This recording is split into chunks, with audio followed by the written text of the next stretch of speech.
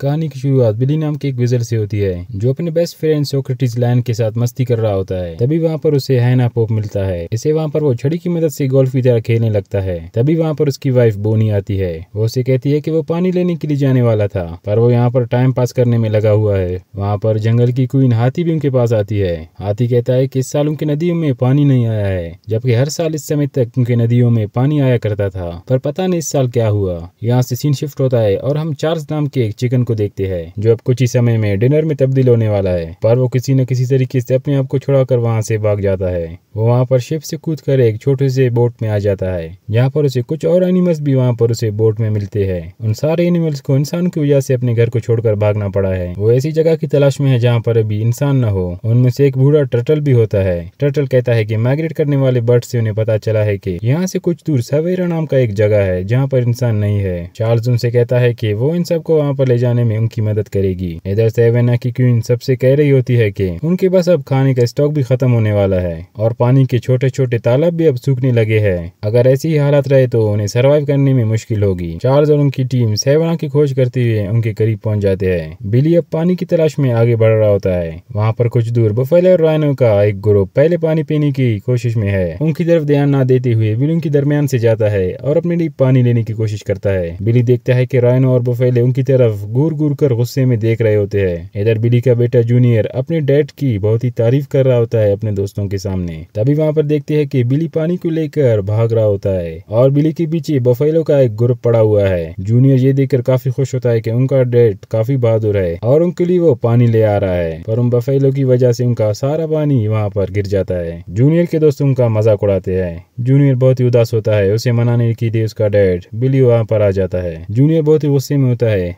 वो अपने डैड को कहता है कि आज से वो उनका डैड नहीं है। बिली ये सुनकर बहुत ही दुखी होता है और वहाँ से चला जाता है। बोनी अपने बेटे से कहता है कि उसे अपने डैड के साथ ऐसे बर्ताव नहीं करना चाहिए था, पर जूनियर गुस्से में है, कहता है कि उसे किसी से बात नहीं करनी है। बिली अपने दोस्त सोक्रेटिस के पास जाता है। वो उसे कहता है कि उसे उसके साथ पानी की तलाश में जाना होगा क्योंकि उसके फैमिली को अब पानी की ज्यादा जरूरत है और उसे अपने बेटे जूनियर को भी दिखाना है कि उसका डैड काफी ज्यादा खतरनाक है। सोक्रेटिस उसे कहता है कि वो अब कहीं नहीं जाने वाला क्योंकि वो वहाँ पर बहुत ही ज्यादा खुश है। बिली वहाँ पर जाने लगता है तो सोक्रेटिस उसे पीछे से कहता है कि जब तुम उस रिवर बेड को फॉलो करते हुए आगे चलोगे तो वहाँ पर तुम्हें वैली ऑफ डेथ मिलेगा। तब तुम्हें वहाँ पर वैली ऑफ डेथ को भी पार करना होगा। ये सुनकर तो बिली काफी ज्यादा डर जाता है। वो उससे पूछता है ये वैली ऑफ डेथ क्या है। सोक्रेटिस उससे कहता है कि वो बहुत साल पहले उस वैली में गया था। सोक्रेटिस उससे कहता है कि वहाँ पर बहुत ही ज्यादा खतरनाक जानवर रहता है जो किसी को वहाँ पर जाने नहीं देता और उसे खत्म कर देता है। सोक्रेटिस बिली को कहता है कि उसे उसकी जान की परवाह है, इसीलिए वो इसके साथ नहीं आने वाला। कुछ देर बाद सोक्रेटिस देखता है कि बिली तो अकेले जाने लगा है। बिली कुछ सफर तय करने के बाद उस गेट के सामने आ जाता है। वहाँ पर उसे कुछ विलेजर्स मिल जाते हैं जो वैली में जाने से पहले उसे वार्न भी करते हैं, पर फिर भी बिली हिम्मत करके उस वैली के अंदर चला जाता है। वो जगह उसे बहुत ही ज्यादा डरावना लग रहा होता है। कुछ देर बाद उसे डरावनी आवाजें भी सुनाई देते हैं। वो पीछे देखता है तो खुश हो जाता है क्योंकि उसका दोस्त सोक्रेटिस भी आ गया है। उसका डर भी अब बहुत ही ज्यादा कम होता है।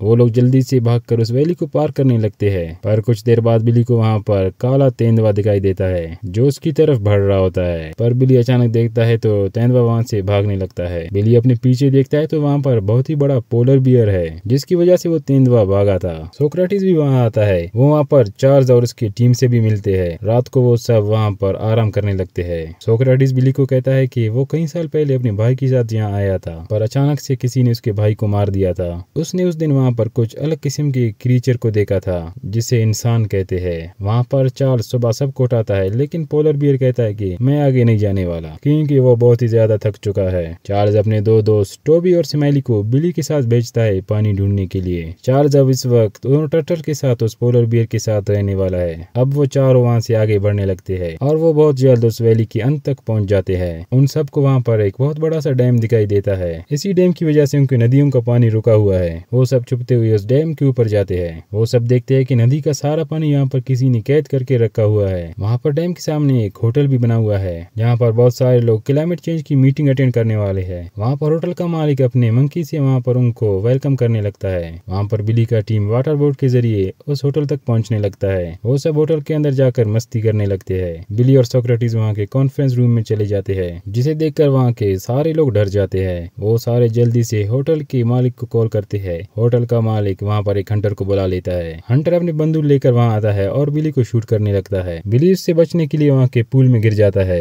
बिली पूल से निकलने वाला होता है, लेकिन हंटर वहाँ से एक बटन दबाता है। वो इजेक्शन पाइप के जरिए वहाँ पूल से निकल जाता है। आखिरकार उसे वहाँ पर टोडो वो मंकी बचा लेता है। टोटो सबको उस हंटर से बचाने के लिए होटल के एक कमरे में ले आता है। वो सारे मिलकर होटल के कमरे को नेस्तो नाबूद करते हैं। टोटो उन सबको कहते हैं कि ऐसा करने से वो अपनी जान को खतरे में डालेंगे। बिली उससे कहता है कि वो लोग यहाँ छुपे नहीं रह सकते, क्योंकि उन्हें उनके फैमिली के लिए पानी की जरूरत है। टोटो उनसे कहता है कि उन्हें डैम के फ्लड गेट्स को खोलना होगा, जिससे उनकी नदियों में वापस से पानी जाने लगेगा। टोटो उन सबको लेकर डैम के मोटर रूम में चला जाता है। बिली उन गेट्स को खोलने की बहुत ही ज्यादा कोशिश कर रहा होता है। तभी वहाँ पर वो हंटर आता है और सोक्रेटिस को शूट करके बेहोश कर देता है। बिली की पाँव की लगने की वजह से वहाँ पर फ्लड गेट्स खुल जाते हैं। बिली भी इसमें गिरकर बहने लगता है। उससे निकलकर बिली वहाँ से बाहर निकलता है। वहाँ से टोबी और सिमैली भी वहाँ से बाहर निकल आते हैं। वो हंटर फौरन ही फ्लड गेट को बंद कर देता है और अपनी जीप पर निकलता है उन सबको मारने के लिए। वो सब भागने लगते हैं। वो अपनी जीप के जरिए उनका पीछा कर रहा होता है, पर चार्ल्स उन दोनों टर्टल की वजह से उनकी जीप को पलट देते हैं। दूसरे सीन में हम देखते हैं कि सोक्रेटिस को उन लोगों ने एक पिंजरे में बंद कर दिया होता है। वो उसे लास वेगास के एक जू को बेचने वाले है। चार्ल्स वहाँ पर सबसे कहता है कि सेवाना के सारे एनिमल से उन्हें बात करनी चाहिए, उन सबको आकर यहाँ इस डैम को तोड़ना चाहिए, इसी वजह से हमारा पानी बंद है। वो सब वहाँ पर वापस जाते हैं और सेवाना के सारे एनिमल्स को इकट्ठा करके उन सबको ये कहानी बताते हैं कि कैसे इंसानों ने उनके जंगल में आने वाले पानी को रोक दिया है। अगर इन्होंने अभी कुछ नहीं किया तो वो बहुत ही जल्द खत्म होने वाले हैं। अगले दिन बहुत सारे जानवर डैम के लिए निकल जाते हैं, पर उनके साथ बफेलो और राइनो का ग्रुप नहीं है, क्योंकि उन्होंने उनका साथ देने से इनकार किया हुआ था। वो सारे एनिमल डैम के करीब आ चुके हैं। हम देखते हैं कि वो हंटर एक प्लेन के जरिए इनके ऊपर से परवाज कर रहा होता है। वो उन पर एक मिसाइल दागने वाला होता है, पर वो देखता है कि पीछे उसके टोडो है। वो उसे मारने लगता है। उस हंटर का मुंह एक बटन पर लगता है तो वहाँ पर मिसाइल फायर होता है। वहाँ से मिसाइल फायर होता है और डैम के पाइप के अंदर से वहाँ से गुजर जाता है, लेकिन वो फटती नहीं है। टोटो किसी तरीके से उस प्लेन को लैंड करता है। उस होटल के मालिक का बेटा माया सोक्रेटिस को वहाँ से आजाद करता है। चार्ल्स अपने एनिमल्स को ऑर्डर देता है कि अब डैम पर अटैक करो। सब अपनी पूरी ताकत के जरिए डैम को तोड़ने की कोशिश करते हैं। तभी वो वहीं पर देखते हैं कि बफेलो और राइनो की टीम भी वहाँ पर उनकी मदद के लिए आ रही है। वो सारे डैम पर अटैक करते हैं। डैम भी अब थोड़ा हिलने लगा था, पर ये काफी नहीं था। तभी वहाँ पर बिली को एक हाइना पॉप दिखाई देता है। वो तुरंत ही उसे गोल्फ की तरह एक शॉट मारता है। वो सीधा जाकर डैम के उस होल से जहाँ पर मिसाइल था उस मिसाइल में जाकर लगता है और वहाँ पर धमाका होता है। अब डैम टूटने लगता है और फाइनली पूरा डैम वहाँ पर टूट जाता है। सारे जानवर उसमें बहकर जंगल की तरफ जाने लगते हैं। अब सोक्रेटिस भी वहाँ से आजाद होकर बिली के पास आ चुका है। उसी दिन की वजह से सेवना में अब पानी की कभी किल्लत नहीं हुई है। अब सारे जानवर वहाँ पर खुशी खुशी रहने लगे हैं। माया और उसका डैड ये देखकर काफी खुश थे। और इसी के साथ ये मूवी यहाँ पर ख़त्म हो जाती है।